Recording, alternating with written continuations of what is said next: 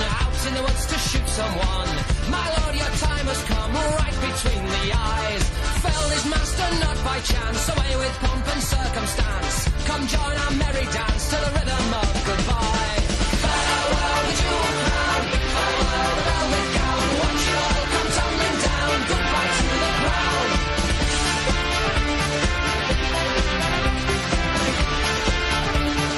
Goodbye to the crown. Goodbye to the king of nothing really. Wave of a hand and a life of Riley. Pot Nazi, pot King Billy. Goodbye to the crown.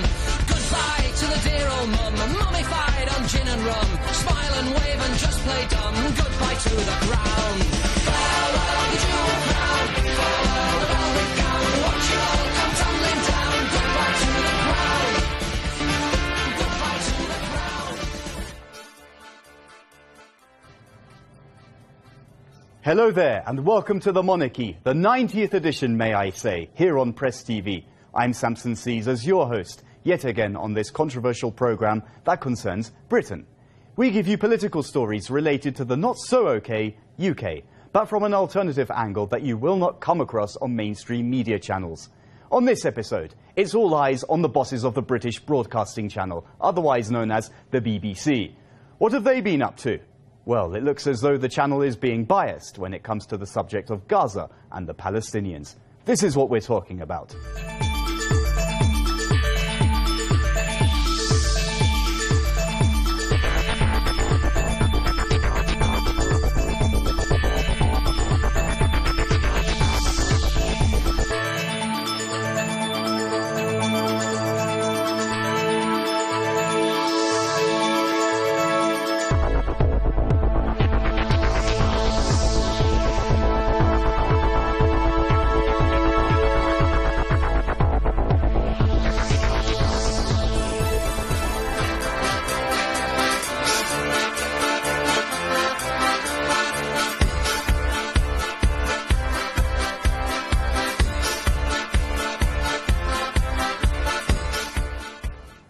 The charred body of Mohammed Abu Khudair, a 16-year-old from the Palestinian neighborhood of Shufat in occupied East Jerusalem Al-Quds, was found shortly after his family reported that he was kidnapped. An autopsy revealed that he was burned to death.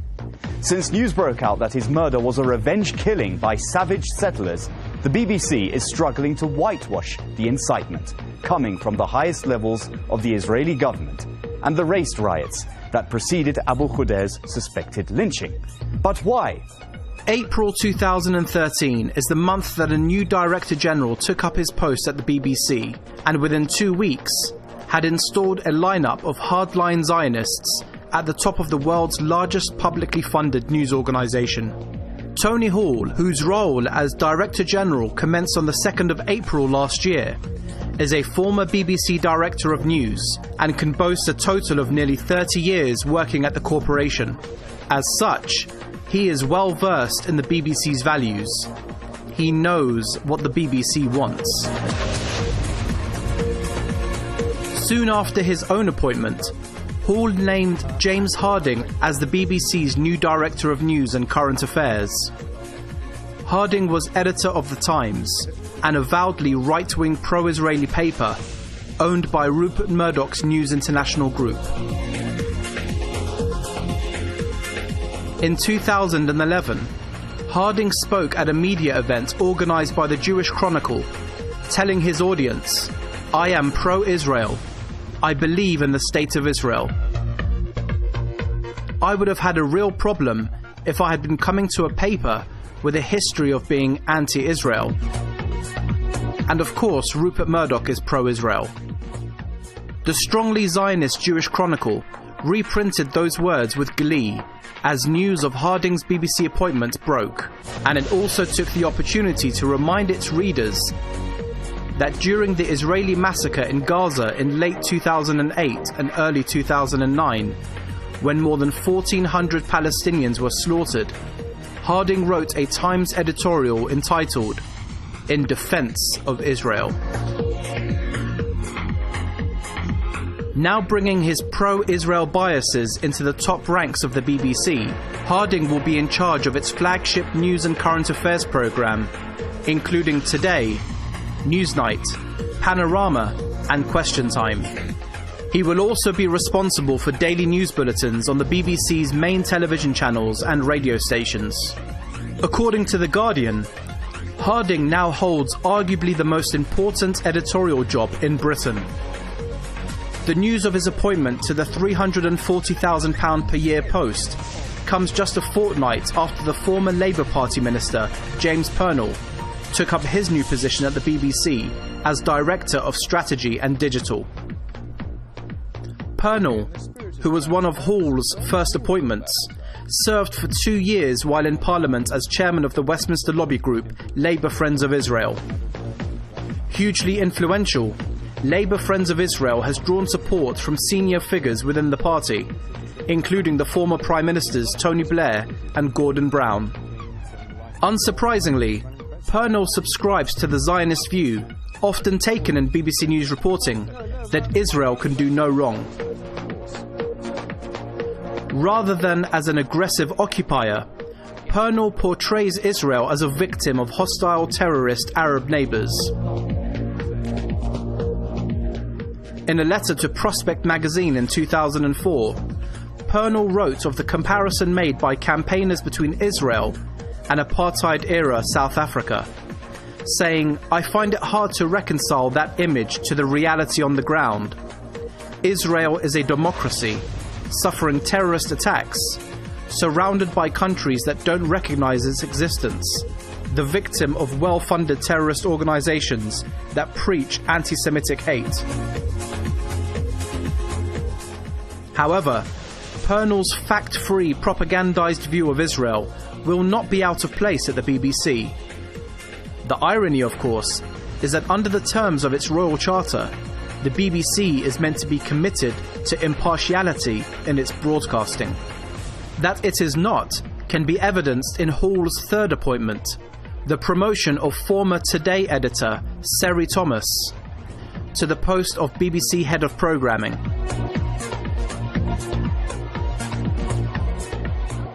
What you have to remember with the BBC is that it's a taxpayer-funded organisation, so it has a huge responsibility that the other broadcasters don't have, to be fair and balanced and impartial, and also to be accurate.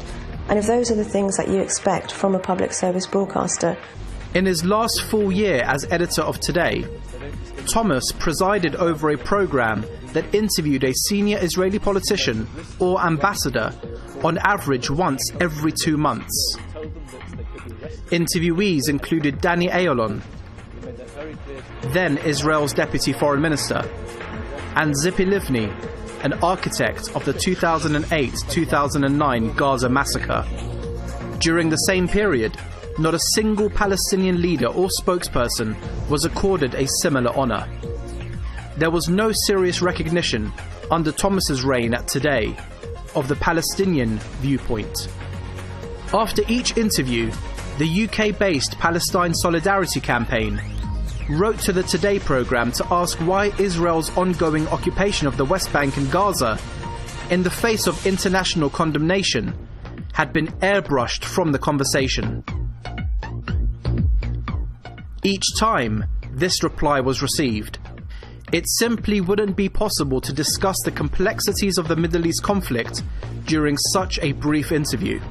So, over the course of 6 interviews in 12 months, each one about 5 or 6 minutes long, the Today programme under Thomas couldn't find a moment to bring up the Israeli occupation with the Israeli top brass it was interviewing.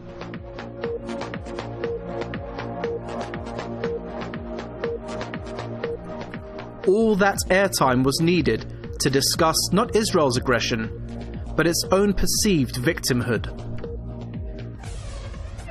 Friends, the BBC would never be allowed to broadcast any message from Jesus, because Jesus told us to love our neighbours.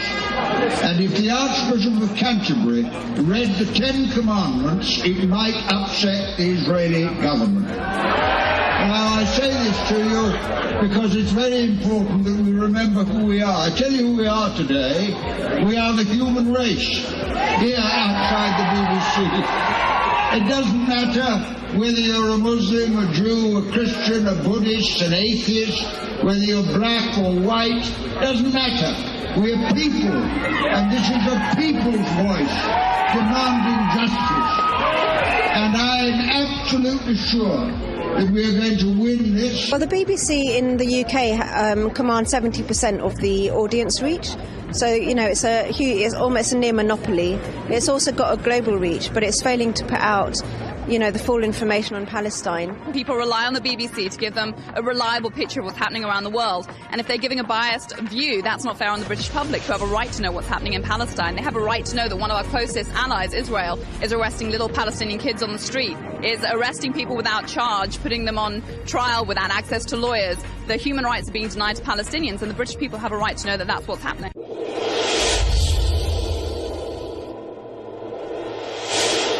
A new chapter in the Scottish independence referendum story is being written, because we've now entered into the official campaign period. Voters have got about 16 weeks to listen, watch and read all the arguments from both sides of the campaign in order to make up their minds. We are closely following the events in Scotland and considering the importance of the issue. I have interviewed Dr. Marcus Papadopoulos to draw us a picture of the developments for you.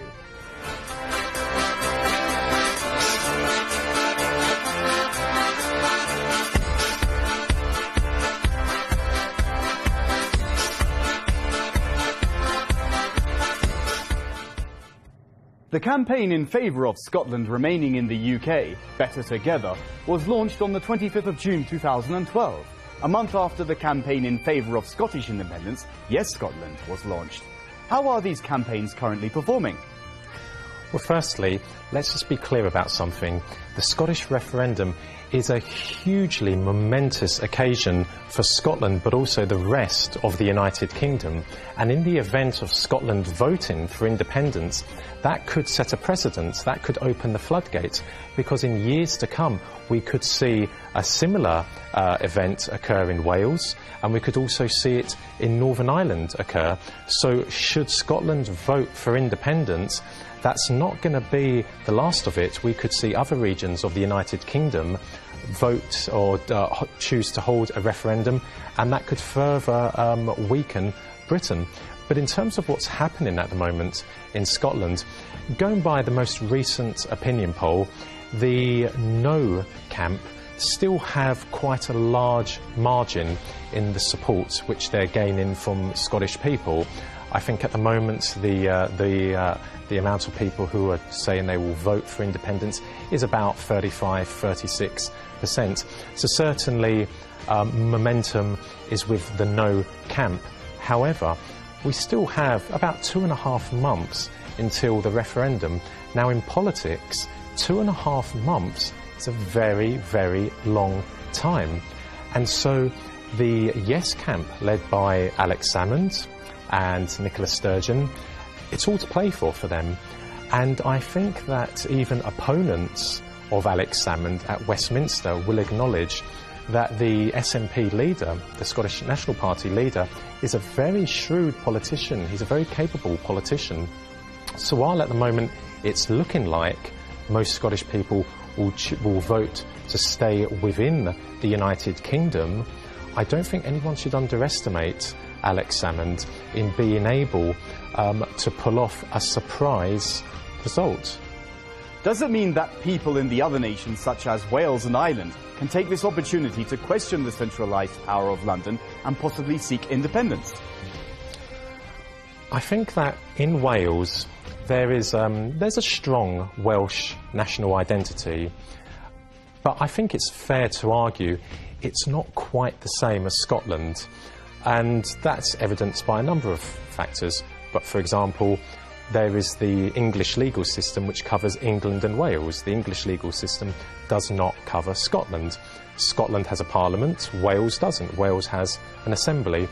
So in theory, it's possible that a similar movement could emerge, but I think we're talking about in the far distant future.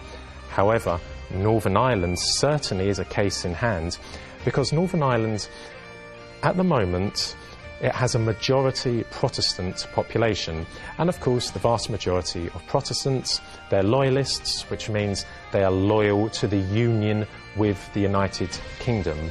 So they want to be a part, they fiercely want to be a part of Great Britain. However, the Catholics, at the moment they're in the minority, and the Catholics, the majority of them, they seek reunion with Southern Ireland, with the Republic of Ireland. So what will happen in 10 years' time, 15 years, 20 years' time, when the Catholics become the majority in Northern Ireland, which they will become, because Catholic families in general have more children. So when the day comes when the Catholics form the majority, that's the day when the first talk could commence of there being a referendum in Northern Ireland about separating from Britain, either becoming independent or seeking reunion with the South. If that should happen, potentially that could be a very, very dangerous affair, because for nearly 30 years we had what's known as the Troubles in Northern Ireland, the violence between the two communities, which sucked in the British Army, and which also brought in major British cities such as London, Manchester, Birmingham. Bombs were planted. So if that should happen in Northern Ireland, that would be a very, very dangerous scenario which could unfold for the province and for the rest of the country, because it would pit both communities potentially against each other once again. What is the most important factor in shaping the public opinion? There's an expression which is commonly used in British politics when it comes to an election, and we can apply it to a referendum. What do people vote for? The most fundamental issue, quote, "It's the economy, stupid," end quote. It's the economy, that's what matters. Now, in the last few weeks, the No camp have been making, I would argue, a devastating argument for economic reasons for Scotland staying a part of the United Kingdom. A lot of big businesses in Britain, and in particular big businesses which are based in Scotland, have come out openly and publicly to state that they are opposed to independence, and if Scotland was to become independent, they would move their offices south back into the rest of the United Kingdom. So over the next few weeks, or the next 2.5 months, the Yes campaign will be focusing on the economy. There's no question about it. That is the killer issue for the Scottish electorate. But likewise, for the Yes campaign, they will be arguing that Scotland can survive, economically speaking, as an independent country. And their argument will be on a number of things. But one of them will be that Scotland has a very large industrial sector and produces a lot of manufactured goods, and Scotland would be free to export to whoever it wants. The Yes camp will also be saying that in the event of independence, Scotland would become a major oil exporter, and of course one of the countries that would be a major importer of Scottish oil would be the rest of the United Kingdom. And I think also the Yes camp will argue that if smaller countries, for example in Europe, can survive as independent states, such as those countries which became independent after Yugoslavia collapsed, say Macedonia, Montenegro, Bosnia, if they can survive, why shouldn't Scotland be able to survive? So over the next few weeks there will be other issues which both camps will be addressing, but ultimately it's the economy. When people vote in an election or on a referendum, what's on their minds? First and foremost, it's what's good for my bank account, what's good for my family, what's going to give me money. It's the economy that matters for both the Yes camp and the No camp. A veteran campaigner for Scottish independence has accused the so-called cybernats, a tirade of internet abuse, of opening the door to a possible MI5 dirty tricks campaign to scupper a yes vote in the forthcoming referendum. How likely is it that the London government would resort to a game-changer dirty trick in the weeks to follow? Well, Alex Salmond and the rest of the Yes camp will argue, and have already argued, that there's been a lot of scaremongering by the British government and by other people in the No camp, and they argue that the scaremongering, it concerns economics. But I don't think that we will see London get involved in that sort of behaviour, because it could backfire. Because, of course, Scotland, or the Scottish people, they're a very proud people, they're very patriotic people. They love being Scottish. Scottish first, British second. And if you're talking about floating voters in Scotland, i.e. those people that haven't yet decided, if they see politicians at Westminster, English politicians, trying to bring about negative campaigning in the referendum, that could just make them vote yes. As Napoleon once said, it could be the drop in the cup which causes the cup to overflow. So I think politicians at Westminster are acutely aware that any form of negative campaigning could very well play into the hands of the yes camp.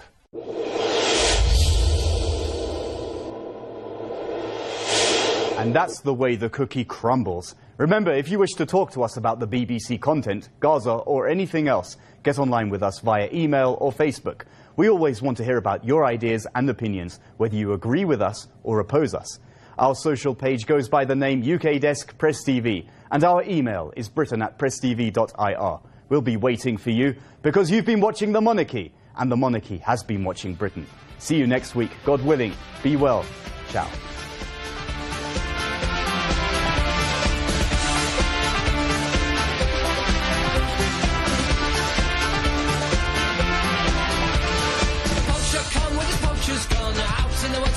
Someone, my lord, your time has come, right between the eyes. Felled his master not by chance, away with pomp and circumstance. Come join our merry dance to the rhythm of goodbye. Farewell the jewel crown, farewell the velvet gown. Watch it all come tumbling down. Goodbye to the crown.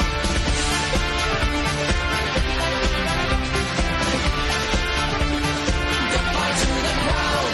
Goodbye to the king of nothing really. Wave of a hand and a life of Riley. Pot Nazi, Pot King Billy. Goodbye to the crown.